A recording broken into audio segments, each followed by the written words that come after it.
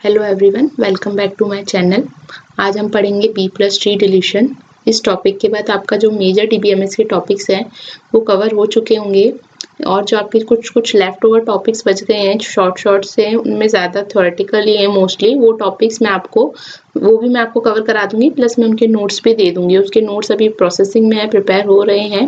जैसे जैसे प्रिपेयर होते जाएंगे वैसे वैसे मैं उनके वीडियोस आपके लिए अपलोड करती जाऊंगी। बट उनके जो लेफ्ट ओवर टॉपिक्स हैं उनमें ज़्यादा पेन लेने की ज़रूरत नहीं है, क्योंकि मैंने उनको पढ़ा है। उसमें बहुत ज़्यादा उनमें से क्वेश्चंस नहीं आते हैं बन के।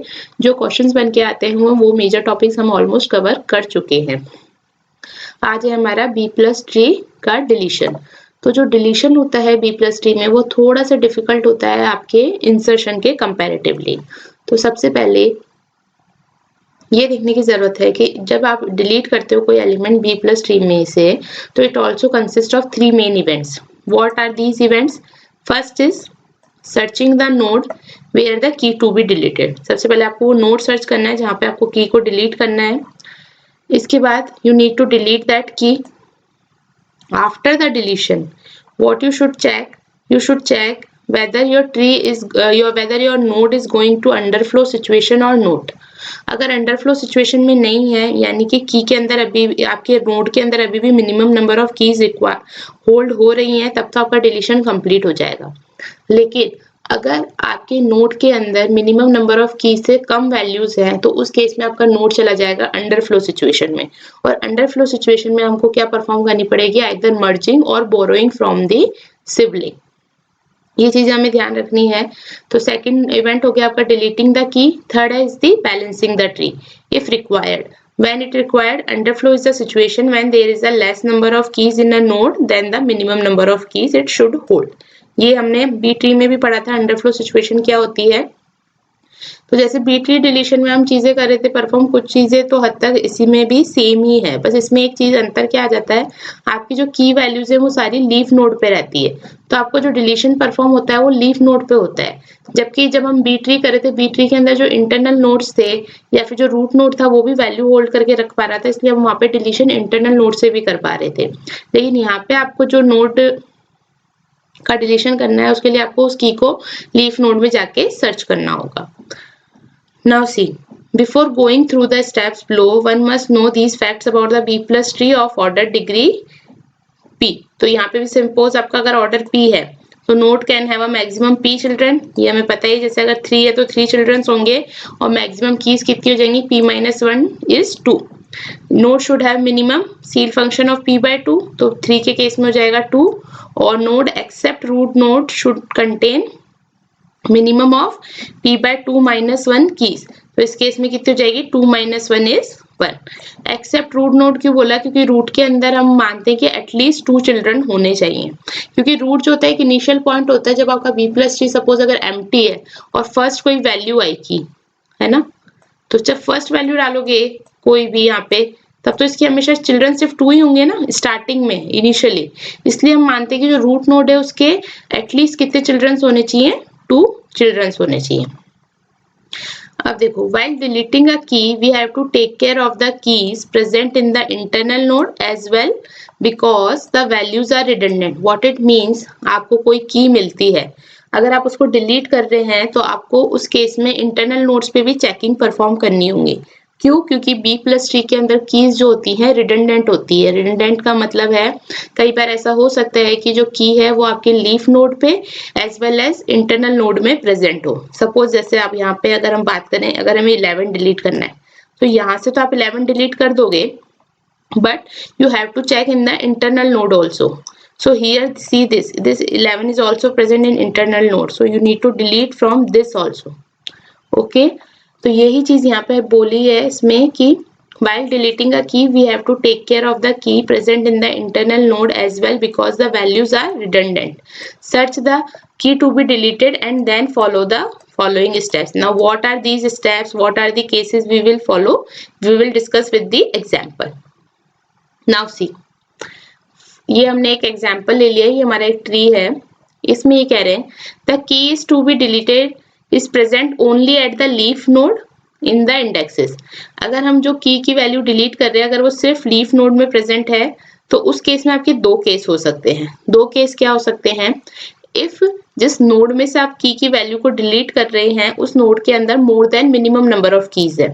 अगर more than minimum number of keys हुई और आपने की वैल्यू को डिलीट करी तो अंडरफ्लो सिचुएशन आएगी या नहीं आएगी? नहीं आएगी। क्यों? क्योंकि की को डिलीट करने के बाद भी वो मिनिमम नंबर ऑफ कीज की वैल्यूज को होल्ड करके रख पा रहा है। देखो मोर देन है ना, so we will simply delete the key. Example से समझते हैं। सपोज ये ट्री हमको गिवन है, इस ट्री का जो ऑर्डर है वो हम मान रहे हैं 3, तो मिनिमम ब्लॉक पॉइंटर्स कितने होने चाहिए? 2। देखो डिलीशन के केस में हम मिनिमम वैल्यूज को चेक करते हैं और मिनिमम कीज कितनी होनी चाहिए? 1। यानी अगर एक नोड है उसमें मिनिमम कीज 1 हुए हैं तो वो नोड अंडरफ्लो सिचुएशन में नहीं है। लेकिन अगर उस नोड के अंदर इस वैल्यू को आप डिलीट कर देते हो 1 वैल्यू को, तो वो नोड किसमें चला जाएगा? अंडरफ्लो में। अब आइए फर्स्ट केस डिस्कस करते हैं। केस 1 तो ये है कि आप जो डिलीशन कर रहे हो की वैल्यू का वो सिर्फ लीफ नोड में है। अब इस केस 1 के अंदर एक सब कैटेगरी क्या है कि जो की डिलीट हो रही है उस नोड के अंदर मोर than minimum number of keys है। जैसे यहाँ अगर आप देखो हम डिलीट करना चाह रहे हैं 40 को डिलीट करने के बाद नोड के अंदर वैल्यूज कितनी हो रह जाएंगी? 1। तो अब देखो जब 40 यहाँ पे था तो इसके अंदर values more than 1 minimum number of keys है, क्योंकि मिनिमम होनी चाहिए 1 लेकिन नोड के अंदर है 2, इसलिए मोर than 1 minimum number of keys है। इसलिए जब अगर आप 40 को डिलीट भी कर देते हो तो भी नोड के अंदर minimum number of keys hold होंगी, तो इस केस में आपकी अंडरफ्लो की सिचुएशन नहीं आएगी। तो आप सिंपली इस वैल्यू को डिलीट कर दोगे और आपका डिलीशन यहाँ पे कंप्लीट हो जाएगा। अब केस 1 की सब कैटेगरी 2 की बात करते हैं। अभी भी हम जो की डिलीट कर रहे हैं वो सिर्फ लीफ नोड में प्रेजेंट है, ठीक है। लेकिन अब क्या प्रॉब्लम है? There is an exact minimum number of keys. Exact मतलब जितनी मिनिमम नंबर ऑफ कीज चाहिए किसी नोड के अंदर, अब आपके पास एग्जैक्ट उतनी ही वैल्यूज है आपके नोड में। तो उस केस में जब आप की को डिलीट करोगे तो आपके पास क्या सिचुएशन आ जाएगी? अंडरफ्लो की आ जाएगी, ठीक है। तो देखो पहले मैं एक बार स्टेटमेंट पढ़ देती हूँ। There is an exact minimum number of keys in the node, so delete the की.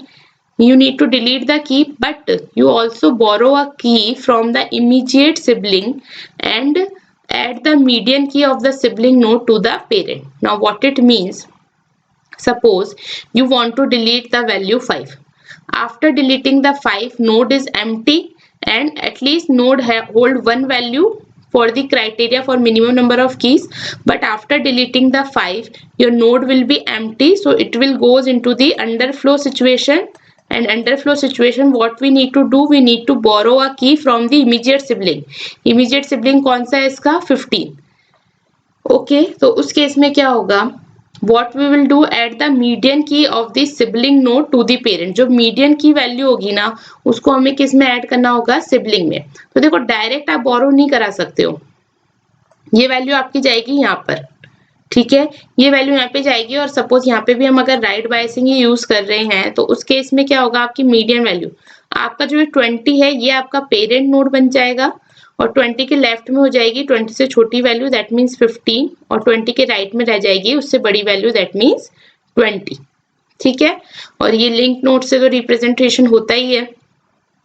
तो डिलीशन के केस में आपके पेरेंट नोड का भी रोल होगा, आप मीडियन वैल्यू को यहाँ पे भेजेंगे तो यहाँ पे वैल्यू क्या जाएगी? 20 ऊपर चली जाएगी और ये 15 जिसको आप बोरो कर रहे हो वो किधर आ जाएगा? लेफ्ट नोड में। क्योंकि देखो डायरेक्ट बोरो किया तो यहाँ पेरेंट नोड में भी तो चेंज होगा ना। यहाँ पे सपोज आप 15 कर दोगे, 5 को डिलीट कर दिया और 15 यहाँ पे शिफ्ट कर दिया तो 15 लेफ्ट में भी है और 15 राइट में भी है, तो ये ट्री तो बैलेंस नहीं हुआ। यहाँ पे आप कैसे बता सकते हो कि लेफ्ट बायसिंग है या राइट बायसिंग है? इसलिए 15 को आप शिफ्ट करोगे चाइल्ड में और 20 वैल्यू जाएगी पेरेंट नोड में। अब बात करते हैं केस 2 की। केस 2 क्या है? The keys to be deleted is present in the internal node as well. Leaf node में तो प्रेजेंट ही है लेकिन अब की जो है वो आपकी इंटरनल नोड में भी प्रेजेंट है। Then what we have to do, we have to remove them from the internal node as well. आप लीफ नोड से भी रिमूव करोगे और इंटरनल नोड से भी आपको उसको रिमूव करना होगा। अब इस केस 2 के अंदर 3 सब कैटेगरीज आएंगी। तो फर्स्ट कैटेगरी तो क्या है?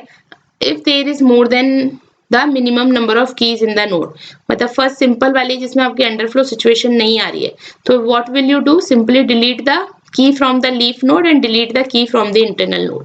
मतलब क्या है चाहे लीफ नोड हो या इंटरनल नोड हो। इस केस में आप कह रहे हो कि दोनों ही नोड में अगर more than minimum number of keys है, then you don't worry about the underflow situation, you simply delete the values and your deletion will be complete and you fill the empty space in the internal node with the in order successor। क्योंकि जब internal node में से value delete करोगे तो वो box empty हो जाएगा, तो उस बॉक्स को रिप्लेस कर दोगे उसके इन ऑर्डर सक्सेसर से। अब क्या मतलब है, यहाँ देखो, सपोज आपको डिलीट करना है 45, तो सबसे पहले 45 को हम सर्च करेंगे, 25 के राइट में जाएंगे क्योंकि बड़ा है और 35 से भी बड़ा है इसलिए उसके राइट में जाएंगे, तो 45 हमें मिल गया। ये तो बट इंडेक्स है, एक्चुअल वैल्यू का है लीफ नोड में, ठीक है। तो अब देखो आपकी जो डिलीशन की है वो आपकी लीफ नोड में as well as internal node दोनों में प्रेजेंट है। तो सबसे पहले आप जाओ लीफ नोड पे। लीफ नोड पे अगर आप देखें तो more than 1 minimum number of keys इसमें है, तो आप सिंपली 45 को डिलीट कर दोगे क्योंकि तब भी अंडरफ्लो सिचुएशन नहीं आ रही है। अब हमें क्या करना है, क्योंकि इंटरनल नोड में भी प्रेजेंट है तो ये वैल्यू भी आपकी क्या हो जाएगी, डिलीट। ये वाली वैल्यू डिलीट हो गई, ये भी डिलीट हो गई। Now what about this node, ये नोड तो अब लेफ्ट आउट रह गया ना, इसका कोई चिल्ड्रन तो रहा ही नहीं राइट। तो उस केस में आप क्या करते हो, जब आप इंटरनल नोड में से की को डिलीट करते हो तो उसको रिप्लेस करते हो उसके इन ऑर्डर सक्सेसर से। और 45 डिलीट होने के बाद 45 का यहाँ इन ऑर्डर सक्सेसर क्या है, इमीडिएट इन ऑर्डर सक्सेसर 55 है, तो 55 कहाँ चला जाएगा, ऊपर। तो आपका ट्री कैसा बनेगा, ये 55 ऊपर चला जाएगा, तो ये इस तरीके से हो जाएगा। और 55 के राइट में 55 रहेगा क्योंकि की वैल्यू तो हमेशा आपकी लीफ नोड पे रहती है सारी, ठीक है। अब सेम केस 2 की सब कैटेगरी 2 का हम डिस्कशन करते हैं। If there is an exact minimum number of keys in the node, then what we will do, हम जब अगर की को डिलीट करेंगे तो अंडरफ्लो की सिचुएशन आ जाएगी। Then what we will do, we borrow a key from its immediate sibling through the parent and fill the empty spaces created in the index with the borrowed key. What it means, let us understand with example. Now suppose you need to delete this 35. Firstly search from the root node. So 35 is greater than 25, so we will go to the right side and here we will find the index value and the key value. So if you want to delete this key value, after deleting this key, this node will be empty and this will go into the underflow situation. So what we need to do, we need to borrow the key from its immediate sibling. Now immediate sibling of 35 is 30 and 55. We can't borrow from 55 because then it will not hold the minimum number of key condition. So we will borrow from this side. So what we will do, we transfer this 30 to internal node, means जो parent node है इनका parent node देखो, इसको अगर आप ऐसे देखोगे तो ये बन रहा है, इन दोनों चिल्ड्रंस का पेरेंट नोड है 35। क्योंकि हमें इस 35 को भी डिलीट करना है तो ये 35 यहाँ से डिलीट हो जाएगा and this 30 will goes to the parent node as well as the right child of the node. तो यहाँ पे ये 30 कैसे हो जाएगा, ये 30 यहाँ पे भी मूव होगा तो यहाँ पे भी 30 आ जाएगा और यहाँ पे भी 30 आ जाएगा क्योंकि दोनों प्लेसेस पे 35 थे वो हमने डिलीट कर दिए, ठीक है। तो आपका ये वाला ट्री बन जाएगा आफ्टर डिलीशन ऑफ 35। अब नेक्स्ट देखो, केस 2 के अंदर थर्ड केस क्या है, this case is similar to case but here empty space is generated above the immediate parent node. After deleting the key, what you need to do, you need to merge the empty space with its sibling and fill the empty space in the grandparent node with the in order successor. क्या मतलब है इसका, घबराने की जरूरत नहीं है, क्या मैंने इसमें बोल दिया ऐसे नहीं सोचना। ये देखो सपोज आपको 25 को डिलीट करना है, तो 25 आपको यहाँ रूट नोड में मिला but this is the index, तो you need to find the leaf node. तो 25 के राइट में आप जाओगे और 30 के लेफ्ट में आपको मिल जाएगा 25। So you need to delete this 25। So if you delete this 25, this node will be empty, so it will goes into the underflow situation in this situation. And also this 25 is also deleted because this internal node in 25 is also present. Now what you will do, you will merge the empty spaces. How will you merge the empty spaces? You will simply send the right sibling or the right in order successor. So in order successor will go to the parent node and also it will, and then your 55 will become the parent node in the internal node. तो कैसे ये 30 चला जाएगा ऊपर और ये 55 यहाँ पे पेरेंट नोड बन जाएगा, तो 30 यहाँ पे आ गया, ठीक है। इस 30 को यहाँ से स्पेस छोड़वा के हमने यहाँ कर दिया और ये 30 इधर चला गया। इस एम्प्टी स्पेस में यहाँ हम 30 को फिल आउट कर देंगे और ये 30 आपका पेरेंट नोड में भी चला जाएगा। तो देखो कैसे बन जाएगा, ये 30 ऊपर गया, 55 यहाँ रह गया, तो 55 अब 30 को भी पॉइंट करेगा और 30 के राइट साइड में आपको क्या मिल जाएगा, 55। ये देखो 30 के राइट साइड में 55 आया, 55 के लेफ्ट में 30 आएगा। अब यहाँ पे आपको वापस डबल 2 बार 30 हमने क्यों नहीं लिखा है, ऐसा नहीं है कि आप ऐसे नहीं कर सकते कि 30 ऊपर भेजो और यहाँ पे भी 30 लिख दो, उससे क्या हो जाएगा, रिडंडेंट इंडेक्स हो जाएगी जिसका कोई भी यूज नहीं है, इसलिए ये 30 यहाँ पे रिक्वायर्ड नहीं है। 2 ही 30 बहुत है, एक इंडेक्स के लिए हो गया और एक आपकी जो वैल्यू है उसके लिए हो गया, ठीक है। अब केस 3 क्या है, in this case what we will do, the height of the tree gets shrinked, so it is a little bit complicated. Suppose you need to delete the 55 from the tree below. What it leads to this condition, you need to shrink the tree.